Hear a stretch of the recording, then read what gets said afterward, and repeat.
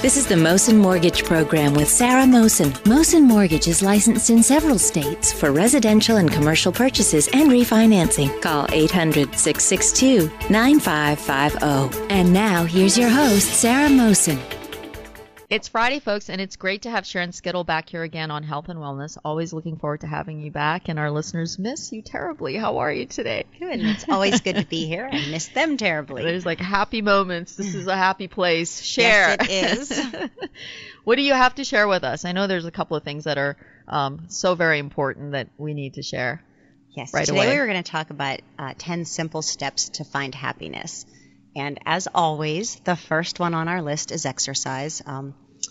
And it doesn't have to be an hour-long workout or a 3-hour like you prefer. It can be as little as 7 minutes. There are studies that show that even the 7-minute workout. Yeah, we talked about it a while ago. That, right? It was an article in the New York Times. But they showed that even after just 7 minutes of an intense workout, your serotonin levels are lifted, your endorphins. Yes, thank you. Endorphins was the word I was looking for. Your endorphins are raised. Thank you. And so as little as 7 minutes a day, or just getting up off your couch and going for a walk, will actually raise your happiness level. Right. And it's just a simple, quick fix. And then our second one is something I really wish I had more of. It's sleep. And it says that 8 hours is the optimum amount of sleep that we should be getting. Right. Most Americans do not get even 6 hours of sleep. And it makes you more sensitive to negativity. So by sleeping more, you're less sensitive. And you know, I know for me, I'm way more likely to burst into tears if I'm sleep deprived than if I've gotten a good night's sleep. So, you know, try to set a bedtime, stick to it, and set a wake-up time. Having a consistent sleep schedule is also key to being happier. Right. Sleep is important. I think that we tend to not, and it's also very important to weight loss. Yeah, absolutely. Yeah. Belly fat especially, it helps keep belly fat away. Another one of the things that we have not talked about yet, but I am a firm believer in, is a short commute to work. Mm-hmm. I have really only once in my life had a long commute, and I didn't realize it at the time, but thinking back, it was miserable every single day, driving, an hour and 15 minutes in and an hour and 15 minutes back. My last 2 jobs have been 5 minutes from my home, and it's a pleasure to just run to the studio or run to my old job. Yeah. And it makes a big difference. So if it's possible, when you choose your home, choose it near your place of business or vice versa. I agree. And then fourth on our list is spend time with family and friends, which, very important. It's so important. Mm-hmm. Family is everything. And I think that, I agree. Nobody ever wishes on their deathbed they had spent less time with their family or with their friends, but often they regret that they didn't give them the amount of time. So, Mom, I'm sorry, you want to go to lunch? It's true. Yeah. We're family. Yeah, we are, and I am going to miss you terribly over the next 2 weeks. And it's been so nice. Sarah's back coming to my studio. She had been away for a while, so she's been here 5 days in a row. I got bored. And it was so nice to have her back. You told me you banned me a couple of times. Although she was the only one. No, it was really great to have you back, and we missed you, and Christy too. It's good to have everyone back. Forget Christy. Back together again. You can even have my room at Wanderlust. I'll share. Wow. Yeah, how about that? Impressive. How about that for... Well, I think that one of the things that folks have to realize is that it's not having to work super hard. And I am a big believer in family. I really am. This is so primary to me. I spend a lot of time with my family and friends. So I try and make sure that whatever else I'm doing brings joy and happiness. But you also have to be a little selfish, because what you want to do is make sure you're spending that time with the right people. Absolutely. I've said things don't matter to me because things are things. They're replaceable. And I really stress on that. We deal with finances daily, but the money in itself is so not important. It just gives you options. It really does. And the money will come no matter what. When you don't hold on to it. That's our yogi belief. And you've done so many great charities. I actually realized the other day that you're constantly involved. I mean, you just did a yoga... it was a fundraiser with Sherman's disease. Yes. Then you did this, and I love that picture of you and Brittany for the Leukemia and Lymphoma Society with that beautiful, beautiful girl that was there. She's currently going... Gabby, through leukemia. Right. Yeah, she's our 6-year-old patient hero. And then the Salvation Army. Yeah, and we also have Cycle for Survival coming up on April 11th, I believe it is. But it's another fundraiser, and and I sometimes I feel bad, like I don't want my friends and family to think I'm always asking for money, and I tell them if it's charity that resonates with you, come, and if it's not, don't. But there's enough people that resonate with each one that we are able to continue to have different events every month, and that's we want to do that. We want to have an event a month that benefits somebody. So if you can get involved, and if it's not something that resonates with you, then wait till the next one. But, well, there's always, whether you're volunteering, participating, or donating, either, or works. We need all of it. So, and that's actually 6th on our list of things that make you happy. It's giving back and helping others, and that there's more joy in helping others than being helped. And they actually have an optimal number of hours. So 100 hours per year is optimal for happiness. You've surpassed that. That's 2 hours a week, which You've is surpassed nothing. That. Think about it. 2 hours a week is 2 lunch hours. So get involved, do something, give back, and you'll feel better. And I try to stress that to my children. My older daughter works for Deloitte, and they have a ton of programs. And now she's living in D.C. and missing her dog terribly. So she volunteers at an animal shelter and walks dogs. And she also teaches guided meditation to parents of children with cancer at a hospital nearby. So she's doing a lot, and she's really enjoying it. Carly, who you've had on the show, I love them both, is going to need a little more time before she's willing to give back. She's in college and a little self-absorbed. She is right giving now. back. She's the light of my life. Well, she's great. I'm glad she makes you happy, because my hair's turning gray, but she'll get there, and she does a lot. She played bingo with senior citizens, and so she does it quietly, and that's fine. It's just maybe there are things you don't know.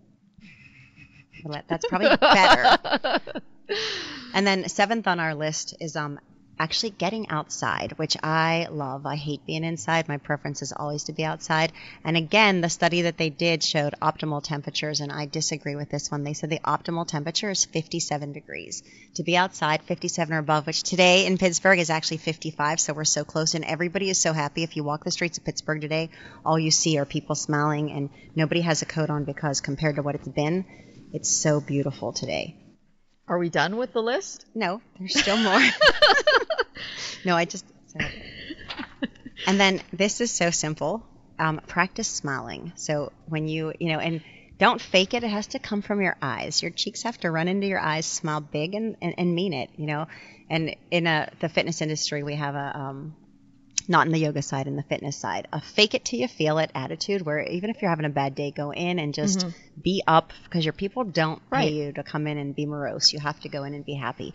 And when you smile, it actually alleviates pain. So if you're in some kind of pain, forcing yourself to smile is supposed to help alleviate that, and just really help change your attitude. It does. It changes your energy level. Really, it does. And I think that what is there not to be happy about? Yeah, absolutely. When you think about it, you're awake, you're alive. It's a good thing. Right. Well, I tell everyone you survived 100% of the bad days you've had so far, right? So, you're nothing's here. Insurmountable. Absolutely. And everything's temporary. There was an article about impermanence, which is, something I'm sure you're familiar with, but the impermanence of everything, if you can embrace that, then you're never stuck anywhere. And it's a reason to be happy. The 8th thing on the list, which I find really interesting and can vouch after having many family vacations, is to plan a trip. Not necessarily going on the trip, but planning the trip is what causes the happiness. And after our family Alaska trip, planning it was definitely more fun than taking it. So plan the trip. It raises your happiness level. And then there's just 2 more. One is meditate, which I'm a big believer in meditation. It rewires your brain for happiness. It cleanses out the negative. And people often have trouble meditating. And, I'm a huge advocate for trying to get this into the schools and teach kids at an early age how nice it is to quiet their minds. And if you're new to meditation, start really, really simple. Set your timer on your phone or a timer in your house for just a couple minutes. Sit quietly. If you're having trouble quieting your mind, count your breath, exhale longer than you inhale, and just try to find a sense of ease. And when you learn how to sit quietly with yourself, things open up for you. So it just helps rewire your brain for happiness. And it's just a really important thing that you make time for yourself every single day, and that you take that time and cleanse your mind. And then last on our list is practicing gratitude. And I, Show some gratitude. I do show gratitude, and this is my favorite expression, especially when I teach a gratitude class on Thanksgiving. We always have a gratitude day class. And I tell people, imagine if tomorrow you woke up with only the things you were grateful for today. What would you have? Food. So you want everything. Be grateful for everything. Even the bad things in your life make you who you are and help you in some way. There's a lesson to be learned in every bad experience we have. Like today I have sewage coming up in the basement of my yoga studio. And instead of, freaking out like I was 5 minutes ago, I'm just going to be grateful for the opportunity to see my high school friend who's a plumber who's going to come and fix it for me. So even the bad things we should be grateful for. They make us who we are. Mm-hmm. And it really does project the gratitude when we give back. We end up with a deeper sense of gratitude. So it all goes hand in hand, and they're 10 really simple steps. And again, the first thing on the list is exercise. So get out there and get moving. I agree. I think that being a part of the community, being of service, go to church, do things that are going to make you happy, and try and maximize your time with your family and your friends. Because at the end of the day, it's not how much money you make. That's really not the end result or the reward in itself. It's the memories. And memories are what matters at the end of the day. Yeah, in the section where we talked about living close to work, the study was deep enough that it looked into the amount of money you made, and it was an English study, so it was done in pounds, but there was even offering people 85,000 pounds, which is about $160,000, didn't increase their happiness as much as decreasing their commute. So I found that really interesting, that people would rather have less of a commute than an extra $160,000 a year. Well, so, not sure everyone would agree with that, but in the study that showed happiness levels, that people who actually had the money weren't happier because they had a higher commute, and the people with less money that worked closer were much happier. So they're easy things to work on, and if you struggle with happiness or if you struggle with depression, there's simple fixes. Sometimes medicine is necessary, but there's other ways to help yourself, and they're relatively easy. And the world is so accessible to us now because of the internet that you can find help just Googling any topic that you need. And so start with the 7-minute workout if you don't have a lot of time. It was a New York Times 7-minute workout. You can find it. It takes 7 minutes to change your attitude. Folks, if you have questions, you can always reach us. We're running out of time. The number here, 1-800-662-9550, and Sharon will have you back. Great. Sooner than later. Okay. Right. Thanks for being here. Having me. Stay well, folks. This has been the Mosen Mortgage Program with Sarah Mosen. Mosen Mortgage is licensed in several states for residential and commercial purchases and refinancing. Call 800-662-9550.